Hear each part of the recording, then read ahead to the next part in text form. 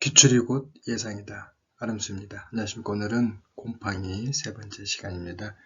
녹병, 그리고 시드름, 부휴 이 정도 한번 간단히 살펴보도록 하겠습니다. 녹병 같은 경우 담자균문인데 그래서 한번 쭉 다시 한번 읽어보시고 늘 말씀드리지만 굉장히 요약해 놓은 겁니다. 그렇다고 해서 내용을 많이 빠뜨리진 않았어요. 내용은 빠뜨리지 않되 간략하게 요약한 거고 저희 기출 중심으로 살펴보기로 했기 때문에 제가 이 요약한 거는 블로그에 있습니다. 그래서 블로그 꼭 살펴보시고 지금 강의는 기출 중심으로 살펴보도록 하겠습니다. 특히 이제 녹병 같은 경우는 절대기생체입니다. 그래서 읽어보시고 건강한 절대기생체라는 것은 항상 건강한 식물에 침입한다는 거. 또 흡기, 그래서 다른 식물체의 수분 영양을 흡수하는 이런 구조체를 흡기라고 합니다. 그래서 또 포자는 이제 우리가 쭉 간단히 다시 한번 복습한 겁니다. 난균류, 접합균류, 자연난균류 쭉 이제까지 했었고요. 그리고 담자균류도 살펴봤는데 여기서는 특히 이제 담자균군의 녹병균이기 때문에 어떤 포자 같은 거 보시고 포자 종류도 그래서 이게 계속 반복되는 겁니다. 그래서 이게 반복되다 보니까 녹병 정자와 녹포자 형태에 있어서 기주기를 한 다음에 여름 겨울 포자를 지낸 다음에 겨울 포자가 담자 포자가 돼서 기주기들 다시 이렇게 계속 순환되는 겁니다.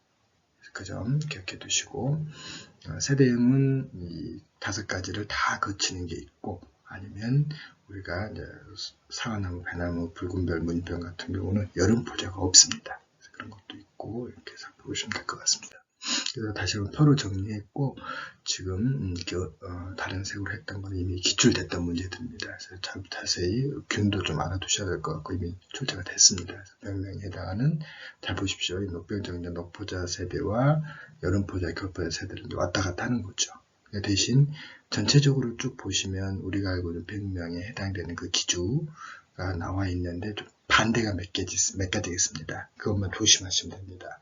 이렇게 나온 적이 있거든요. 그러니까 향나무 녹병 같은 경우 여름 겨울 포자의 기주가 향나무이고 다만 겨울 포자만 있습니다. 향나무는 여름 포자가 없습니다. 세대가 없습니다. 그리고 이 녹병 정자 녹포자 세대가 장미과의 배나무라는 거죠.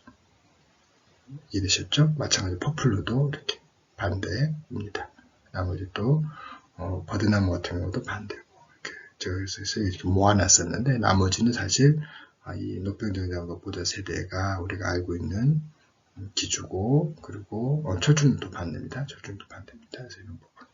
해안나무 같은 경우는 오일이 없고 여름포자 이런 것만 좀 조심해서 기억해 주면 될 것 같습니다.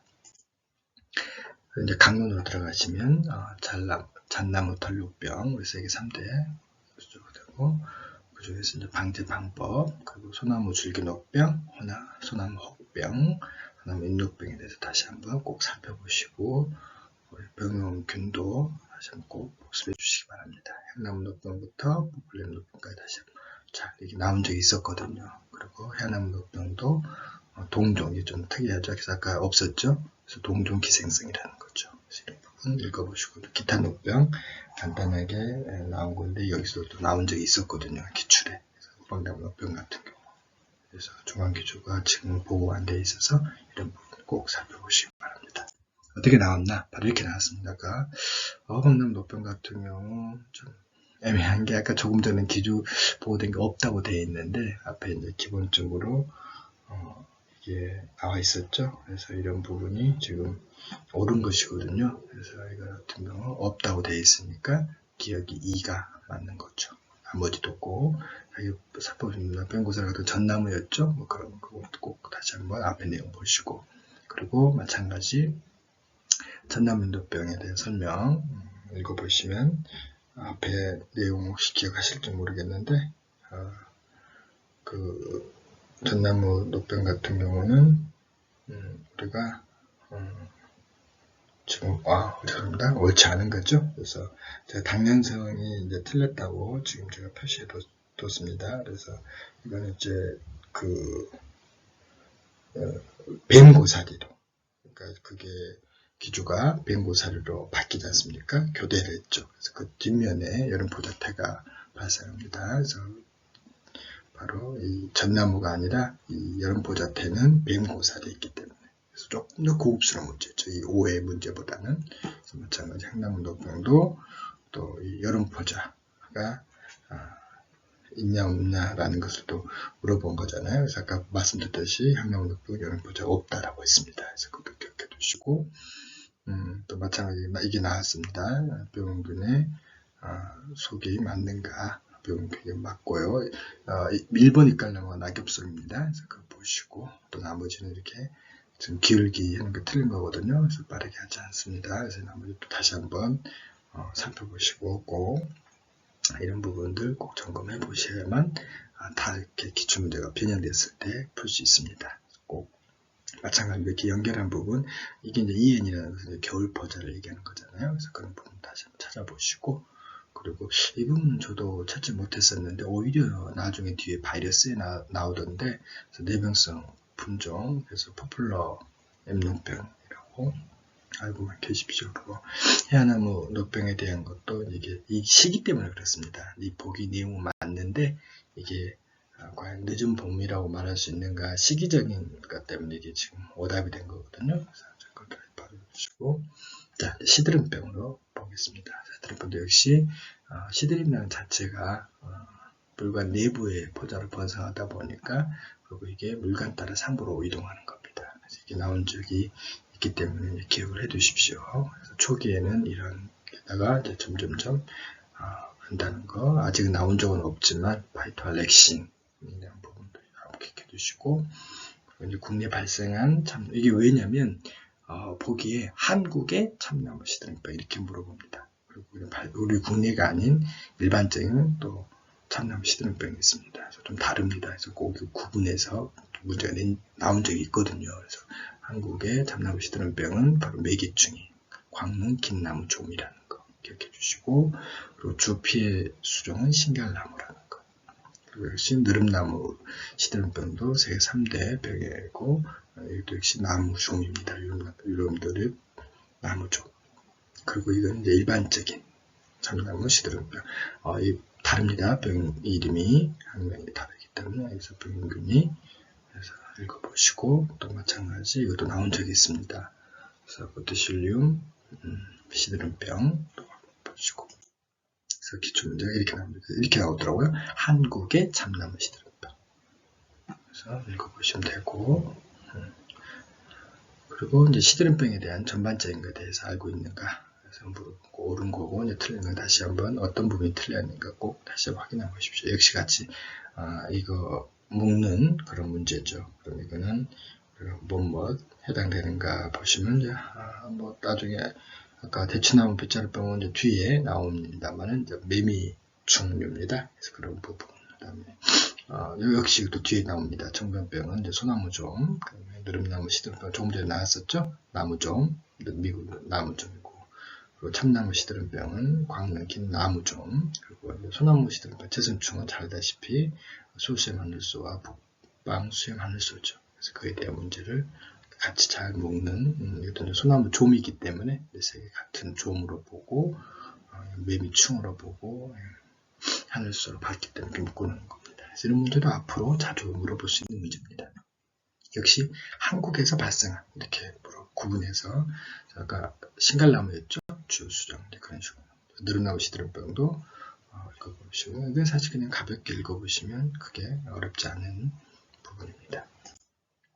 그리고 이제 마지막 목재 부유 역시 마찬가지로 목재 부유에 대한 부분 잘 읽어보시고 가볍게 보시되 특히 이제 우리가 자주 묻는 문제가 갈색부와 백색부 어떤 차이점.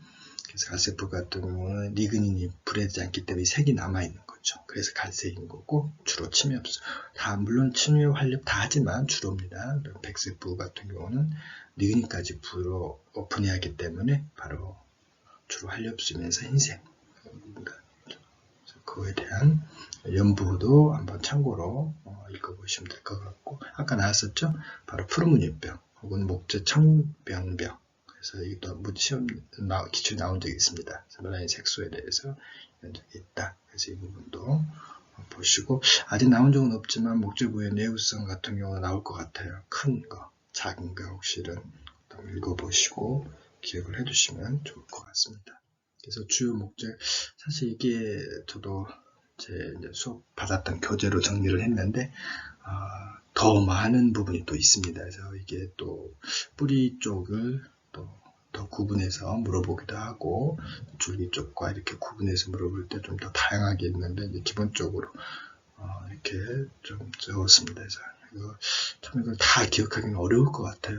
주로 이제 보시다시피 백색보다는 갈색이 더 적기 때문에 아마 갈색 붉은을 먼저 기억해 두시고 갈색 붉은의 어떤 위치까지 특히 이제 뿌리와 줄기를 구분해서 기억해 두시면 좋을 것 같습니다. 실제 이렇게 나온 게 이거거든요. 그래서 바로 산불로 고산 앞에 나왔었죠. 그래서 이쪽 부분이 이제 한입버섯이고 그 다음에 아까 청변변 나왔었죠. 그래서 그에 대한 설명. 그리고 이제 최근에 구했던 두 문제가 나왔었더라고요. 그래서 백색 부유에 관한 설명. 그래서 사실 딱 보시면 아시겠죠? 아망색으로 이 아망색이잖아요. 그래서 뒤 설명은 이제 갈색이잖아요. 그래서 나머지 두 아까 말씀드린 겁니다. 치마버섯은 있었는데 사실 간버섯이나 조개껍질버섯은 저희 교재에서는 없었는데 또 이게 있더라고요. 그래서 그러니까 다 기억을 해야 되나 좀 그렇지만 이게 딱 눈에 띄는 오답이 있기 때문에 확인하시면 됩니다. 그리고 역시 줄기냐 뿌리냐 또 구분하는 문제.